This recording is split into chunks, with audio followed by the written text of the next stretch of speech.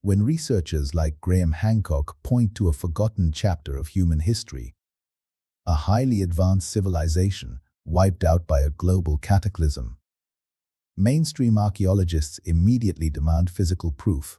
They want a smoking gun. They want metallurgy. They want written records, and they want it peer-reviewed in a heavily guarded academic journal. But what if that definitive proof has been sitting in the American Southwest for 1,000 years? What if it was completely sealed away in an oral tradition, so terrifying, so fundamentally disruptive to the modern man, scientific timeline, that the elders who guarded it absolutely refused to say its full meaning to outsiders? For centuries, the Hopi people of northern Arizona maintained a strict, impenetrable silence about their deepest cosmological secrets. Academics were permanently shut out.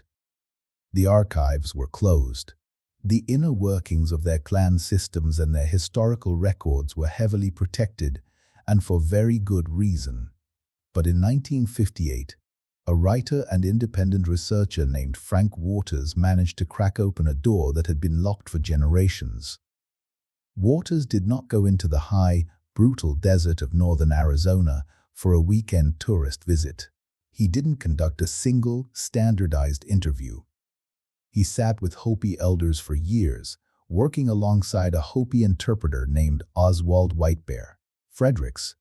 Waters engaged in a slow, deliberate process of gathering testimony that the outside world had never been permitted to hear in full. What finally came out of those exhausting conversations became one of the most detailed, complex, and unvarnished outside accounts of ancient indigenous cosmology ever assembled. And buried deep inside that testimony was a horrifying historical record that defies everything modern science thinks it knows about our past. They spoke of a cyclical timeline of human extinction. They spoke of the star people, advanced entities who possessed a deep, fundamental knowledge of the cosmos, who guided humanity through the darkest, most violent eras of antiquity. And, most disturbingly, they revealed a specific, physical warning tied to the sudden appearance of a blue star, a terrifying warning that a global purification was coming. For decades, mainstream scholars laughed this off as primitive mythology. But here is the chilling detail that most coverage of this prophecy entirely misses. In Waters' own handwritten field notes, documents that were later quietly donated to a university archive, where they have sat largely unexamined by institutional science. There is a passage where an elder describes this blue star. He does not describe it simply as a star. He describes it as a massive celestial object that would be seen by all people at once, in every land, on the exact same night. Sit with the terrifying magnitude of that phrase for a moment. Seen by all people at once, on the same night, before the invention of photography, before the telegraph, before global broadcast media of any kind, the phrase, seen by all people at once, was not a verifiable claim. The technology required to actually confirm that every human being on planet Earth witnessed the exact same astronomical event on the exact same night did not exist until the 20th century, which means whoever formulated that specific, haunting description was doing one of two things. They were either anticipating a distant future in which global, simultaneous visibility could be scientifically confirmed by satellites, or they were preserving the deeply traumatizing memory of something so impossibly large and so blindingly bright that the ancient tradition carried it forward for millennia as the absolute most significant celestial event in human history. That detail has been sitting in a university archive since Waters donated his notes, and nobody in the mainstream academic establishment has ever formally examined it, because before anyone in the Beck University takes the Blue Star prophecy seriously, they demand an answer to a baseline question. Were the ancient ancestors of the Hopi actually capable of serious mathematical astronomical knowledge, not ceremonial decoration, not seasonal folklore. Serious, precise, sustained astronomical observation passed down across centuries with enough terrifying accuracy to still function today. The answer is not a theory. It is documented, it is peer-reviewed, it is undisputed, and it changes everything about how this prophecy should be examined. Deep in the remote, unforgiving desert of New Mexico lies Chaco Canyon. Between the 9th and 12th centuries, a massive, highly sophisticated civilization thrived in this brutal landscape. The great stone houses built there are identified by a Hopi oral tradition itself as having been constructed by their own direct ancestors during an earlier phase of their ancient migration. What they built in that canyon is so mathematically disturbing that modern researchers are still struggling to explain how it was done. The major structures across Chaco Canyon are aligned to solar and lunar cycles with a terrifying, impossible precision. They don't just track the summer and winter solstices. They track something called the major lunar standstill, a complex, deeply obscure astronomical cycle that takes exactly 18.6 years to complete. Think about what that actually requires. To build massive, multi-story stone megaliths perfectly aligned to an 18.6-year celestial cycle, you cannot just look up at the sky and guess. It requires sustained, mathematically flawless observation. It requires a civilization passing highly classified astronomical data across multiple generations of trained observers without losing a fraction of a degree in architectural accuracy. And they didn't stop at Chaco. Further into the desert, at a site called Fajada Butte lies the Sun Dagger. This is not a simple rock carving. It is a highly engineered, deeply complex piece of ancient astronomical technology. 3 massive, perfectly positioned stone slabs channel a single dagger of light across a hidden spiral petroglyph to mark the exact moment of the solstices and equinoxes. It required centuries of careful, documented observation to design. The geometry is flawless. It still works today. A civilization capable of building that did not do so accidentally, and this precision extended into their daily survival. The Hopi maintained physical sun-watching stations, specific, highly guarded locations from which specially trained watchers tracked the position of the sunrise against fixed landscape features across the full calendar year. This was not a hobby. This was an institutional responsibility held by specific individuals whose role was passed down strictly through specific family lines. It determined their planting times, their ceremony schedules, and their survival. This is applied astronomical science, sustained across enough generations that the stations still function exactly as designed. If the people who built Chaco Canyon and operated these sun-watching stations were tracking the cosmos at that level of terrifying accuracy centuries before European contact, the idea that their descendants preserved a specific, literal prophecy tied to a star is not a leap into fantasy. It is exactly the output you would expect from a tradition of master astronomers. The question is not whether they were capable. The capability is proven. The question is what exactly they said, and why the institutions equipped to examine it have consistently, deliberately, refused to do so. 40 miles from where Frank Waters finally unsealed the eldest testimony stands a massive, weathered sandstone formation known as Prophecy Rock. It sits near Old Orasibi, a mesa-top village that holds the distinction of being one of the oldest continuously inhabited settlements in North America. People have occupied that exact spot, looking up at the exact same sky for over 1,000 years without interruption. Carved into that rock are symbols that predate any written record of who made them or when. Among the images is a long horizontal line, representing a path. The path then splits into two roads. Figures walk toward a choice between them. The lower path represents harmony, a connection to the earth, and survival. The upper path is a jagged, chaotic line, representing severe technological obsession, spiritual decay, and ultimate destruction. And hovering directly above this split path, watching over the terrifying choice humanity is forced to make, is a circle, a star. The Hopi say these carvings are ancient, and there is no peer-reviewed study that contradicts them.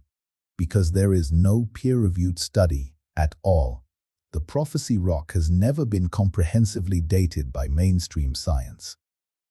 The rock varnish, the dark patina that forms on exposed sandstone across centuries, suggests significant, deep antiquity. But rock varnish dating is notoriously imprecise, and no formal scientific analysis of this specific site has ever been published in any academic journal. No grant has been written. No elite institution has identified it as a priority, which means nobody outside the Hopi community can currently say with any scientific confidence when those carvings were made. But we know the star was already carved into that rock when Waters arrived in 1958. It was already there when the first outside researchers began documenting Hopi culture in the late 19th century. How long it had been waiting there before that, nobody has measured. The blue star is not an isolated image in the Hopi tradition. It is the final, terrifying signal in a highly specific sequence. When the elders translated the meaning of this to Waters, they described a series of catastrophic events they called the Great Purification, signs that would unfold in a specific order before humanity was forced into what they call the Fifth World. They warned of a time when the earth would violently heave. Each sign marked a stage of decay. Each stage moved humanity closer to the ultimate choice carved into the rock at old Ora Ibi. But the blue star was the last sign, not the first, not an early warning. It was the absolute, final signal that the reckoning had arrived. The elders who described this to Waters were not speaking casually. They were transmitting something they understood to be highly classified, a preserved knowledge carried through the clan system across an unknown number of generations before it was ever spoken to an outsider. That kind of transmission does not happen accidentally. It happens through deliberate, desperate, institutional effort across centuries. The exact same deliberate effort that maintained the lunar alignments at Chaco Canyon. The testimony exists in an archive. The field notes exist. The mathematical ruins exist. The star symbol is still literally carved into prophecy rock. So why is there absolutely no serious institutional engagement with what any of them actually describe? Why isn't this the most intensely studied anthropological mystery in the world? The reason that engagement never happened is not what most people assume. It is not a dramatic, shadowy conspiracy. It is not a classified government file hidden in a basement. It is something much quieter, much more bureaucratic, and in many ways far more effective at burying the truth. Archaeoastronomy. The academic discipline that studies ancient astronomical knowledge operates entirely on measurable, verifiable alignments. Sundaggers, solstice markers, geometric precision that can be photographed, calculated, mapped on a grid, and published in a journal. The prophecy completely resists that methodology, by definition. An academic discipline built exclusively on falsifiable claims and physical measurements has no clean, safe framework for evaluating a thousands of years old oral auras. The tradition that explicitly states a terrifying cosmic event is going to happen. Science can study that the belief in the prophecy exists. It cannot. within its own rigid rules. Study whether the prophecy is accurate. So, the Blue Star gets immediately filed under religious and cultural mythology. Worthy of respect, but never considered a testable historical claim. Meanwhile, the terrifying astronomical sophistication that surrounds it, the math that gives it context, the alignments that prove these people were master skywatchers, get studied completely separately. The Chaco alignments go into one academic category. The Blue Star goes into another. They are never placed in the same room. They are never examined together. No academic ever asks what they are all pointing at when held in the same frame. That separation is not an accident. It is the normal, highly destructive operation of academic categories that were not designed for a body of ancient knowledge that crosses every single boundary they drew. And then there is Frank Waters himself. Frank Waters was not a credentialed anthropologist.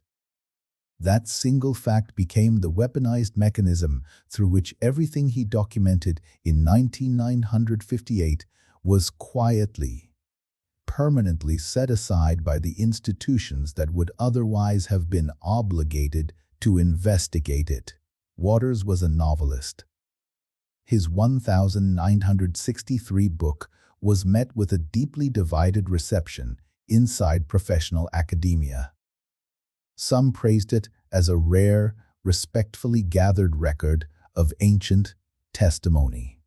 But the gatekeepers heavily criticized it, claiming it blended genuine oral tradition with Waters' own literary interpretation, making it impossible to separate what the elders actually said from what the author wrote. That calculated ambiguity gave institutional archaeology a clean, perfect exit. Not because the testimony was proven false, but because the documentation method did not meet their bureaucratic standard.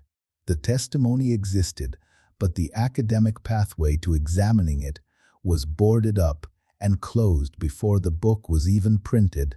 And then came the final nail in the coffin: the New Age movement. In the decades that followed, Waters' work became enormously popular outside academic circles. The Blue Star prophecy was hijacked, repackaged, and folded into a framework that had absolutely nothing to do with what the elders told him in the desert. It was turned into ancient astronaut programming, lost civilization internet theories, cheap UFO conspiracies. The prophecy itself had not changed, but the cultural context surrounding it became completely toxic to anyone whose professional university standing depended on mainstream credibility. You could not write a grant to study the Blue Star without sounding like a television conspiracy theorist. This is exactly how legitimate, world-changing historical testimony gets buried. Not through active destruction, through proximity to taboo, through cultural contamination, through a professional academic culture that is so terrified of losing its funding that it cannot afford to be seen standing next to certain questions, regardless of whether those questions desperately deserve to be asked. But there is a glaring, massive piece of physical evidence that mainstream science refuses to talk about. A piece of evidence that connects the ancient astronomy, the terrifying prophecy, and the sky itself. There is one specific detail in the Blue Star prophecy that completely separates it from every other sign in the Great Purification sequence. Every other warning sign describes something observable within a limited, localized geographic range, a shifting of seasons, a corruption of society. The Blue Star is entirely different. Every land, every person. The exact same night. That is not the language of seasonal astronomy. That is not a metaphor for a local drought. That is the exact, literal description of a global cosmic anomaly, an event of such terrifying scale and blinding magnitude that the ancient tradition preserved it as the ultimate defining celestial trauma in human memory. And there is a highly documented, undeniable historical candidate that perfectly matches this exact description. An astronomical anomaly that was entirely visible to the naked human eye. An object so intensely, violently bright that it absolutely terrified anyone on Earth who looked up. The cataclysmic supernova of 1054 CE. On the morning of July 4, 1054, the light from a violently collapsed star finally reached our solar system. The explosion was so unimaginably massive that it sent a blinding flash of radiation across the entire planet. This was not a subtle twinkle. Chinese astronomers of the Song dynasty rigorously recorded the sudden, horrifying appearance of this guest star. Scholars in the Middle East documented it with sheer terror. According to the absolute historical record, this supernova was so incredibly bright that it cast sharp shadows at midnight. It burned in the daytime sky, clearly visible through the bright afternoon sun, for 23 consecutive days. It illuminated the night sky for nearly 2 years. It appeared completely without warning, and it was seen simultaneously across every inhabited continent on the exact same night. But here is the smoking gun. Deep inside Chaco Canyon, the very same canyon where the ancestors of the Hopi were perfectly aligning their megaliths to the moon, there is a site known as Pineco Blanco. Painted beneath a shallow sandstone overhang is a cryptic, ancient pictograph. It depicts a crescent moon, a massive 10-pointed star, and a human handprint. For decades, academics dismissed this as meaningless, abstract indigenous art. Just another primitive painting. But when independent researchers finally mapped the celestial mathematics backward to the 11th century, the results were staggering. On the exact morning of July 4, 1054, the precise moment the supernova's blinding shockwave of light first hit the Earth, the crescent moon and the violently exploding supernova would have been aligned in the New Mexico sky in the exact, the flawless geometric configuration painted on that rock wall. This is not a coincidence. This is a direct, physical, astronomical record of a terrifying cosmic cataclysm painted onto the stone by the master astronomers who actually lived through it. When you strip away the academic arrogance and finally hold all the evidence together in a single frame, a deeply disturbing reality emerges. The Chaco alignments establish that these ancient people were tracking the sky with measurable mathematical precision centuries before European contact. The 1958 testimony establishes that they preserved a highly specific, terrifying, astronomical prophecy. The seen by all at once detail establishes that this prophecy describes a singular, global anomaly, not a metaphor. And the 1054 supernova, recorded in the rock art of their direct ancestors, establishes that exactly such an event occurred directly overhead during their occupation of the Southwest. These are distinct bodies of evidence, artificially separated into different academic departments, never examined as a single, unified, terrifying question. The Hopi Cultural Preservation Office has maintained a strict, impenetrable silence regarding these connections. And who can blame them? They watched their children be forcibly removed by the government and sent to boarding schools, specifically designed to erase the oral transmission systems carrying this knowledge forward. They watched their sacred ceremonies suppressed and their most holy objects catalogued as dead artifacts in museum basements. A community that has watched what happens when indigenous knowledge enters the modern public domain without protective context does not share its ultimate secrets casually. Skeptics and mainstream academics constantly read this silence as an absence of evidence. They assume there is nothing there. The other reading, the much more horrifying reading, is that it is evidence of strict protection. The knowledge stays where it was placed, waiting for a civilization capable of actually understanding it. The prophecy rock still stands near Old Oraibi. The carvings remain undated. The star is still carved above the split path, warning of a jagged line of destruction. Frank Waters's field notes are still sitting in a university archive, available, but completely unread by the scientific establishment.